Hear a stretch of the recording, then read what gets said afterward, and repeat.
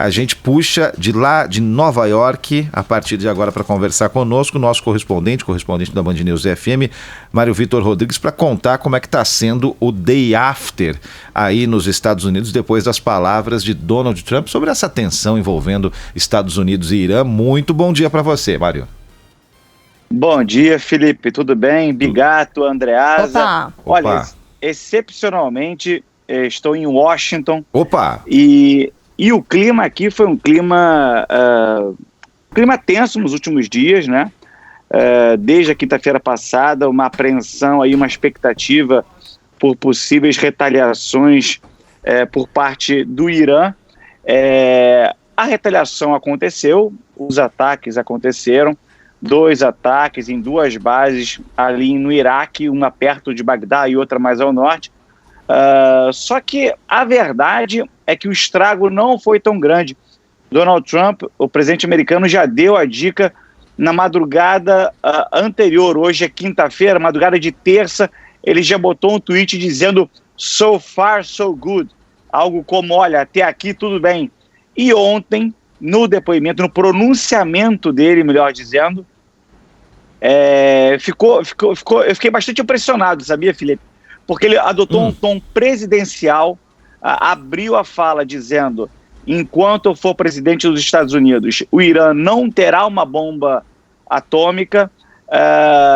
Logo em seguida, ele anunciou sanções econômicas ao Irã e abriu a porta ali para uma conversa de paz, aí, dependendo de uma mudança de discurso por parte de Teherã. Mas eu achei que ontem o presidente foi muito bem, foi um discurso sereno, escolheu as palavras. Eu me arrisco até a dizer que, olhando para o fim do ano, olhando para a reeleição, acho que o presidente Donald Trump ontem conquistou alguns pontinhos, viu? Ô Mário, é sobre isso que eu queria falar com você, Andreasa aqui, bom dia. Fala, rapaz, bom dia. Bom tê-lo aqui conosco. Eu concordo com você, falei mais cedo sobre isso, achei o tom da fala, da manifestação, de bom nível, sereno, equilibrado, ao mesmo tempo firme, mandando recados para fora, mas também para dentro. E eu queria falar sobre esses recados para dentro. Ele fez críticas projetando aí o futuro eleitoral, 2020, eleição presidencial nos Estados Unidos, a dimensão importantíssima nessa crise. Ele fez críticas diretas à administração Obama, né, responsabilizando o acordo firmado pelo Obama com o Irã por financiar o terrorismo que se volta contra os Estados Unidos. Eu queria que você desse uma mapeada aí, por favor, uma vez que você está em Washington, sobre o clima político, a partir da visão democrata também, diante da fala do Trump, e como a imprensa, porque a gente sabe que a imprensa americana, normalmente, e é legítimo isso, ela se divide muito claramente entre apoiadores de Donald Trump, dos governos de modo geral, e oposição. Mas também num período de guerra, em crise, essa mesma imprensa tende, cada uma à sua maneira, a se unir pelo país. Como está isso, essas duas dimensões, a política, projetando a eleição 2020, e o ambiente da imprensa?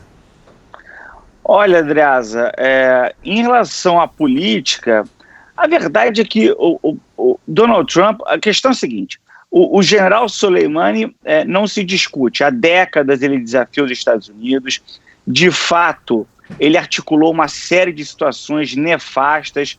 Centenas de soldados americanos morreram por conta de ações diretas ou indiretas do Soleimani. Então não se discute, ninguém aqui debate longamente se o general merecia ou não o fim que ele teve. Não é por aí. A questão toda é a seguinte: em 2015, houve a assinatura do tratado nuclear com o Irã, as potências nucleares, mais a Alemanha assinaram o tratado com o Irã.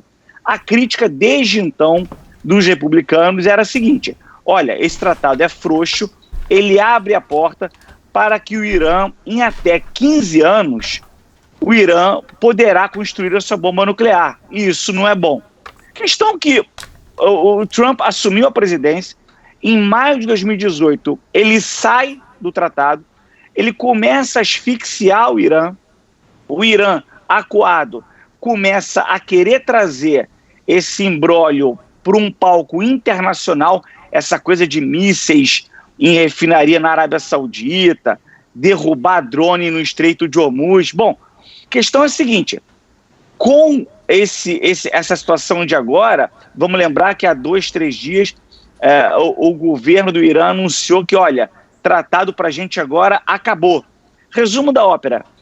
Diz uma instituição que é meu Deus do céu, Instituto para a Ciência e Segurança Internacional, é esse o nome da instituição, que em até 6 meses o Irã pode construir a sua bomba nuclear. E aí, a questão toda é a seguinte, a retórica do Trump sempre foi essa, os democratas são frouxos, o Barack Obama foi frouxo, não deveria tratar assim o Irã, deveria ser mais duro com o Irã. A questão é que agora, a partir de agora, esse domínio que existia, essa tentativa da comunidade internacional de minimamente cercar o Irã para, pelo menos, retardar essa construção dessa arma atômica, ela agora diminuiu bastante. Então, na seara política, tudo aqui está muito polarizado, Andreas, como você bem sabe. Então, os republicanos defendem muito a posição do Donald Trump, acham que ele fez muito bem em confrontar o Irã, e já os democratas fazem essas acusações que eu acabei de dizer. Dizem que, na verdade, a situação agora ficou pior. Do ponto de vista da imprensa, a questão é a seguinte, a gente não vive uma situação aqui pós 11 de setembro. Não existe uma comoção em torno desse imbróglio com o Irã. Ninguém falava em general Soleimani. Então, não é que os Estados Unidos tomou uma atitude, né, adotou ali uma investida militar e houve uma trégua. Muito pelo contrário. Se você liga na Fox News, mais do que nunca, todo mundo ali está vestindo a camisa do Donald Trump, todo mundo defendendo a atitude do presidente. Se você liga na CNN, pelo amor de Deus, o Trump é a pior pessoa do mundo, é o pior governador do mundo, pior presidente do mundo, perdão. E aí, se você vai para a imprensa escrita ali, se vai para jornais, melhora um pouquinho. Mas na televisão, a coisa está muito polarizada mesmo. Pelas ruas, eu conversei com algumas pessoas. E aí, mesmo os democratas ferrenhos, eu estou em Washington, mas estou morando em Nova York. Nova York, para lá de democrata, para lá de progressista. Em Nova York, as pessoas não deixam de parabenizar a atitude do ataque ao Soleimani. Acham, porém, que foi um comportamento assodado do governo americano e nos últimos dias o medo grande não é nem da guerra em si. O medo grande é o seguinte, o Irã é mais fraco, o Irã não tem como enfrentar a gente, a saída desses caras será na base do atentado.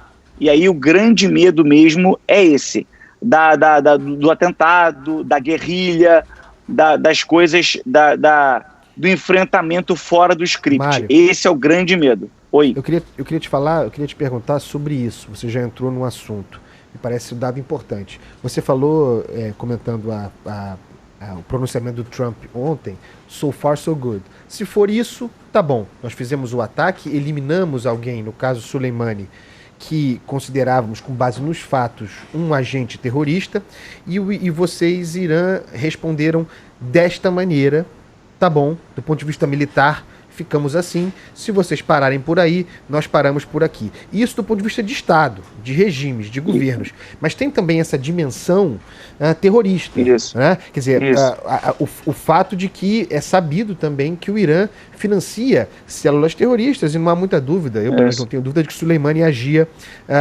coordenando essas células.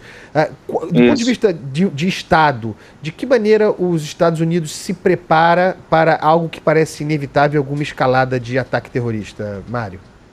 Pois é, o secretário de Estado Mike Pompeo, Andreasa, ele deu 2 declarações ontem e anteontem, dizendo o seguinte, estamos preparados para o pior. O grande medo, na verdade, se a gente olhar para esse cardápio aí de possíveis atentados, principalmente ali na região, no Oriente Médio, região do Golfo, seria atacar Israel. Ontem mesmo eu li a respeito de ameaças, de um burburinho que o Irã poderia mirar em Haifa, chegar até a falar nas colinas de Golã, enfim. Só de parar para pensar no que isso poderia acarretar, porque, veja, Israel já está preparado para esse confronto com o Irã há muito tempo. Diria até que parte ali mais radical do governo israelense até deseja esse confronto, na medida em que Israel é um Estado que está ali encravado naquela região e que historicamente, enfim, gera toda aquela histórica inimizade. Então, o governo americano diz: estamos preparados para o pior, mas eu não tenho a menor dúvida que não existe essa vontade desse confronto. Se por acaso essa escalada de violência, esses atentados alcançarem esse patamar de agressividade, estou falando aqui de mísseis balísticos que apontem para Israel, ou de repente de novo para a Arábia Saudita. Aqui em Washington correu também um buchicho que o Irã poderia ir para cima, por exemplo, de Dubai. Veja, se a coisa chega nesse extremo, aí tudo se torna muito imprevisível. E o cenário que você pintou no começo, muito acertadamente, Andreasa, de que a fotografia de momento é positiva para o governo americano, afinal de contas, foi derrubado um inimigo importante e o contra-ataque não causou muito estrago e ninguém morreu, não teve vida americana perdida, aí a coisa muda de figura, porque você começa a ter tropas tendo que voltar para o Oriente Médio. Vamos lembrar, gente, que a coisa de pouco tempo, o presidente Donald Trump retirou as tropas americanas do norte da Síria, fronteira com a Turquia, e o argumento que ele disse aqui foi: a fronteira minha com o México me preocupa muito mais do que uma fronteira lá longe. Então, o próprio Trump teria que, de repente, assumir que contratou uma guerra. E aí a guerra, não dá para prever o estrago, porque as pessoas têm que ter uma noção seguinte: o Irã não é o Kuwait, o Irã é um estado ali, são 80 milhões de pessoas, é um adversário mais complicado. Claro que os Estados Unidos são mais fortes militarmente, mas aquela balela que o Trump disse no outro dia, não, a gente ataca inclusive, como é que é? A gente ataca lugares históricos, culturalmente importantes para o Irã. Caramba, não só a lei não permite, a ONU não permite, como a comunidade internacional se voltaria contra os Estados Unidos. Então, você apontou muito bem, Andreasa, os próximos dias, esses contra-ataques, não diretamente com a cara do Estado iraniano, mas usando esses proxies, usando o Hezbollah, usando as milícias, é claro que isso aí é um vespeiro. Temos que ficar atentos, porque se isso degringolar, aí a coisa preocupa de vez. Mário, para encerrar nosso papo, uma última questão. Também no pronunciamento do Trump ontem, houve a dimensão de cobrança em relação aos grandes parceiros, às grandes nações. Ele falou especificamente sobre China, falou sobre a Rússia, falou sobre a França, falou sobre a Alemanha, cobrando que essas grandes nações, e particularmente a OTAN, se mobilizasse e deixasse de uma posição passiva de tolerância diante do Irã. Como isso repercutiu? Já há alguma movimentação da OTAN, mas em termos fulanizados nesses países, aí nos Estados Unidos, como você percebe a repercussão diante da cobrança de Donald Trump, Mário? Olha, essa cobrança especificamente, eu percebo mais como, por exemplo, no dia anterior, a Nancy Pelosi, a democrata Nancy Pelosi, querendo passar uma resolução para restringir os poderes do presidente no caso de uma guerra. O Trump fez o que tinha que fazer, que é jogar no ventilador, que é apontar o dedo para países que, na verdade, têm interesse ali na região. A verdade é que a Rússia e a China, ainda que possam nutrir ali alguma antipatia pela postura iraniana, tem questões geográficas ali. existe interesse, inclusive, econômico naquela região. Então, eu acho que a percepção é de que o presidente fez o comentário que deveria fazer, apontou para essas potências que, na verdade, têm lugar de fala, porque, afinal de contas, são potências nucleares, mas ninguém aqui espera muito, não, que o Putin ou que o Xi Jinping, que esse pessoal, de fato, vá se debruçar para tentar, enfim, de alguma maneira, se colocar ao lado dos Estados Unidos.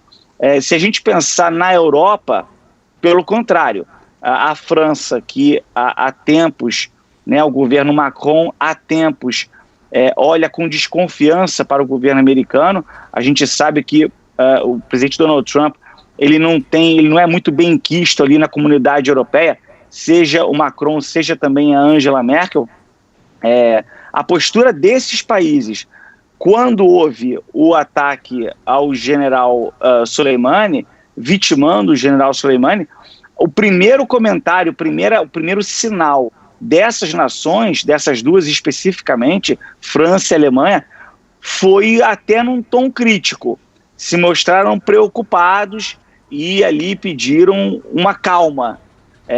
Então, tem muito um jogo de cena, cada um no seu papel, criticando e comentando, mas voltando à sua pergunta inicial, a expectativa aqui, de novo, de que Rússia ou de que China ou de que alguma potência dessa europeia importante se posicione minimamente a favor, ao lado do governo Donald Trump, acho bastante remota, pelo menos por enquanto. É claro, amanhã ou depois, os Estados Unidos, de fato, veste a carapuça de vítima, ou seja, o Irã faz algum ataque bárbaro, alguma coisa terrorista, aí isso muda de figura. Por enquanto, eu não consigo enxergar isso acontecendo, não. Mário Vitor Rodrigues conversando conosco aqui na programação da Band News FM, direto de Washington. Obrigado pelo papo, um grande abraço para você. Buongiorno, bueno. Tchau, obrigado. Tchau. Tchau, Adriasa. Abraço, irmão.